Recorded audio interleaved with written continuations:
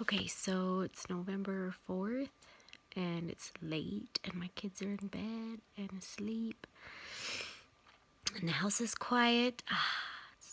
And anyway, I was working today and I got a letter sent to me by an anonymous friend of mine. It's crazy how nice this friend is that I don't know her name. So, we're his, but I bet it's a girl. Anyway, I'll read you the letter.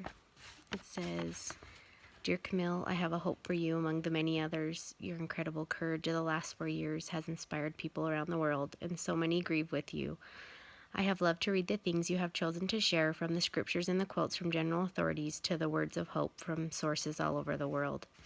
That is why I feel so caught off guard when these lovely things are always followed by words like ass, but, whole, etc., and verbs about what should be done with them, like suck. I know you are angry at cancer and can see why you might use the worst words you dare to think and use publicly, but the effect is like putting up something beautiful and throwing dung at it, leaving it smelly smears that must be looked past in order to see the light. Please let us enjoy and meditate on the lovely things that you have learned and thought and the help you have been given without having our minds jerked back into the gutter. I know you can choose other words that express your feelings of unfairness. Please try. Keep writing. The world needs your voice. Please keep sharing it. Signed, a friend." And I read this, I about farted at work. I was like, what the crap? Who seriously writes that? Is that like a real person who has no problems with their life and nothing better to do? And I'm the kind of person that's anyway, Clint would always be like, just do what you're worrying about, what you're thinking about.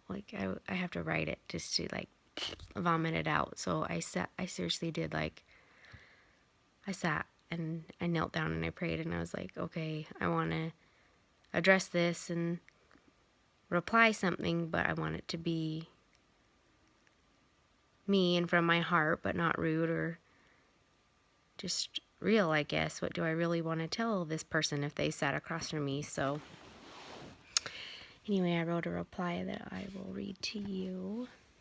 And it says, "Just got this letter mailed to my work from an anonymous friend of mine.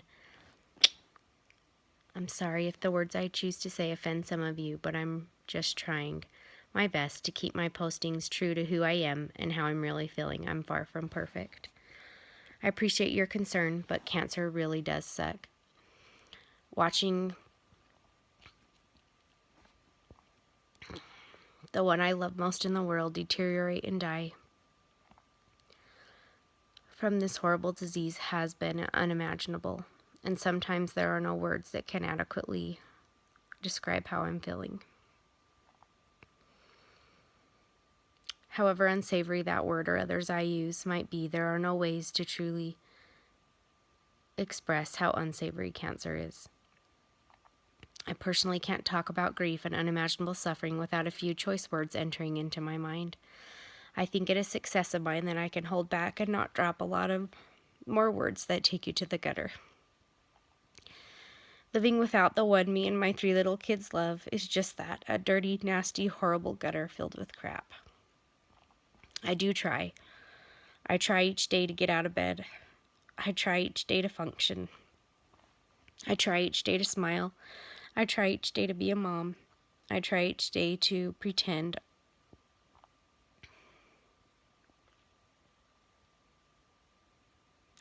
that our life has not fallen apart. I try each day to be authentic. I try each day to make Clint proud of me. And I put some of my favorite hashtags.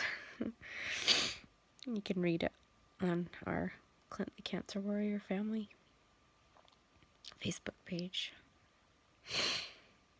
And we've always tried to use that hashtag cancer sucks and can kiss a butthole. We always joked and laughed about, and it's just, we put it in his obituary at the end